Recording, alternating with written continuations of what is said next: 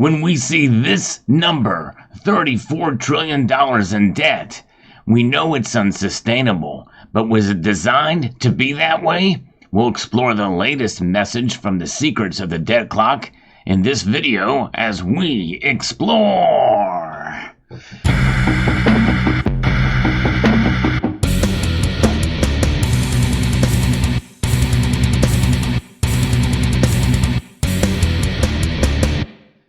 The debt clock messages are back after a brief hiatus, and this new one has some very intriguing concepts about it. Some of it I'm not quite sure what to make of, but this is where you come into play, because you, as a viewer, you've been able to provide some insight and some analysis that I may miss in some of these messages, because there's a lot of different things, a lot of different signals that are being sent when they send these messages out. And it makes you wonder what the motives and what the feelings and the ideology, to some extent, of the debt clock people. We know that they are for sound money, or at least a debt-free money, as we'll see here when we look at that message. But before we get there, we should absorb these numbers a bit more. I like that they put these things in red. Red means bad. It's debt. Green means positive. You know, this is just like red means stop. Green means go. But the problem is this will not stop. This will continue to move. You know, what are the things that we are certain in life? Death and taxes. And we know the debt per taxpayer, over $260,000, is something that is going to continue to grow here because of deficit and because of deficit spending that we're continuing to happen here. You know, it's the trifecta of madness when we have taxpayers who vote for these politicians who continue to increase our debt. You have the politicians themselves and the government and the administrative state behind it that continue to perpetuate this debt. And then you have the Federal Reserve, which is made up of really a banking cartel that just feeds. It's a loop. And we're going to talk a little bit about that, what that loop means in the shape of a triangle here later in the video. But when we look at these numbers, we know that we are at wartime levels with U.S. federal debt to GDP. That should concern every American, and by extension, every person around the world, because we are in a dollar-based global economy when you think about it. Even with de-dollarization happening and maybe even picking up the pace a bit, the dollar is still the dominant currency out there. And much as most people would like to see the BRICS succeed, well, there's a lot of complications with the BRICS that are going to take a lot of time to work out and pan out. We'll see what happens with their meeting this year. We're going to keep track of that as well, too. But look at the federal tax revenue that's coming in compared to the debt per taxpayer. Revenue per citizen compared to debt per taxpayer. Massive chasm between the two. It's insane.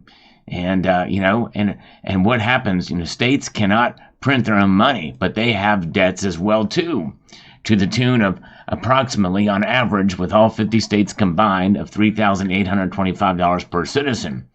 But since the states can't print their own money, they're going to get a handout and a bailout from the federal government. And so that's what we're looking at here. And so as we take a look at this and these numbers and absorb them, we know that there is probably going to be some interpretations of what some of these numbers mean, and the whole system itself was designed to fail. That's the message. Using debt scam science that's with us here from the debt clock people. And I'm zoomed in. I'm going to zoom out of this so you can see the whole thing.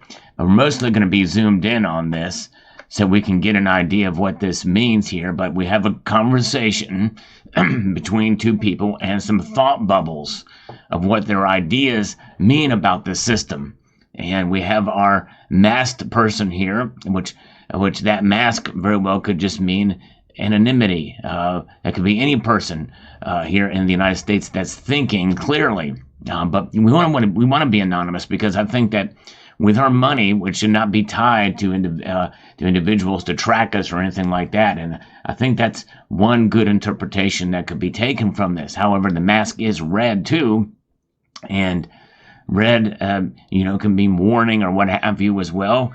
I don't know, but red usually means dead or bad. And of course, the question is asked in red, but red could mean emergency as well too, and that's very well could be. It's so important that we have our privacy. It's alluded to in the Constitution under the Fourth Amendment. So, but nonetheless, let's take a look at this thing and let's zoom in again on this to see if we can make sense of what's going on here. Debt scam science, we can see at the top here. And this bubble here, it tells us that we've got the Federal Reserve System. Look at it as an atom here, and you've got electrons flowing around here, and that's silver and gold. And we also have this one here, this electron, which has Alexander Hamilton here, who was the first Treasury Secretary, who also wanted a benevolent monarchy. People don't realize that about our first Treasury Secretary, but that's Alexander Hamilton. He was more of a big government kind of guy of the founders. And so in a sense, you have that green, which really kind of is alluding to the greenback currency system. Then you have gold and silver there. So we're looking at this kind of interchangeably, seeing what these things are. This thing's encircled, again, in red. Debt scam, because what are dollars? That's these things right here. And if anybody can type out what the serial number is of the note that I'm, playing with here, put it down in the comment section down below, because it's the dollar bill I always show in my videos. You might have to go back and watch some of my other videos to see what that is, but put it in the comment section down below what the serial number is. Now, but anyways, we have the word science there below that. But before we get to the word science, we have other rings that are coming up there around this inner circle where the atom is. Behind that, we see an image of the Federal Reserve building. So that's kind of intriguing. But what do these other rings showing that it all comes back down to and pointing to what's happening in the middle here? Gold and silver are in the mix there, it looks like, as a possible solution here. But essentially, the debt is a scam. And we look at this with science with all the different colors there. What do those colors mean?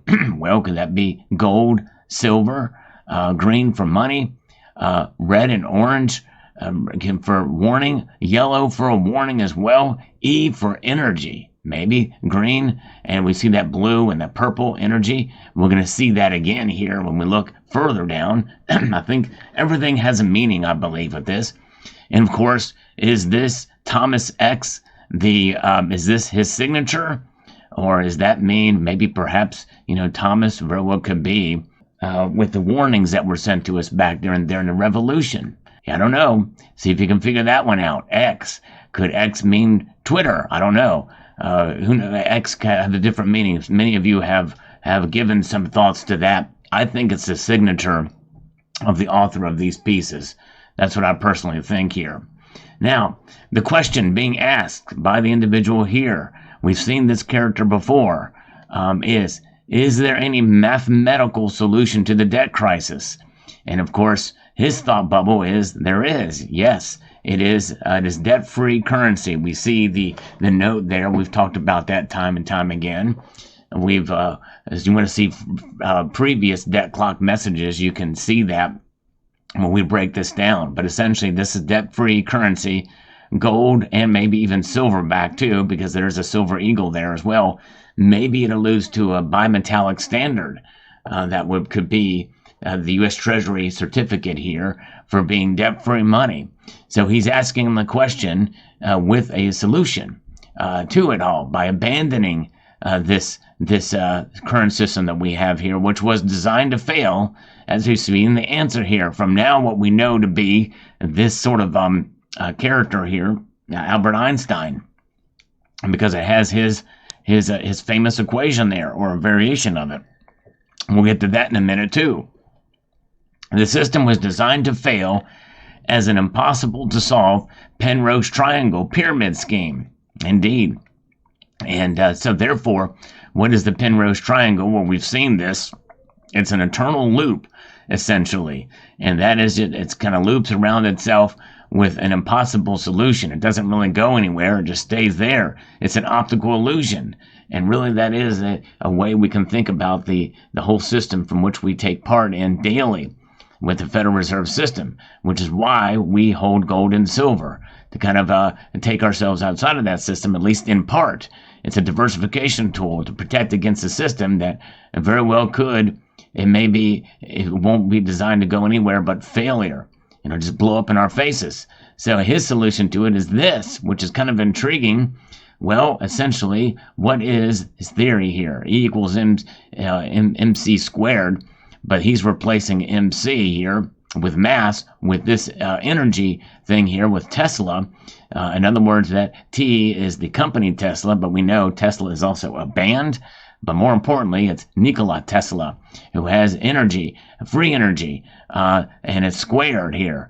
And essentially, that's the same thing, energy. And so that is a good thing. So I'm curious why he's got that in his thought bubble when this character, this Einstein type character, sort of the villain here. And you can see what they're on. We've seen these things as well too. This is on the foundation of this constellation we've talked about before with Jupiter there, the Virgo constellation, I believe. And he's on the universe of the Federal Reserve System with a triangle there. You can see it there in the middle. And that triangle is all the derivatives and the pyramid scheme that we're talking about here. Now, this is something new. I'm not sure exactly what it means. I think we've seen it before, but it's been a while. EXO. Not sure what that means. So if anybody has any insight there, post it in the comment section down below. So there you have it. We also have the pineal gland here, the third eye, as I think was properly interpreted in a previous video on this individual as well. Let me know what your thoughts are about this message. I would like to extend a multitude of gratitude to you all for watching and encourage you to please rate, share, comment, and subscribe.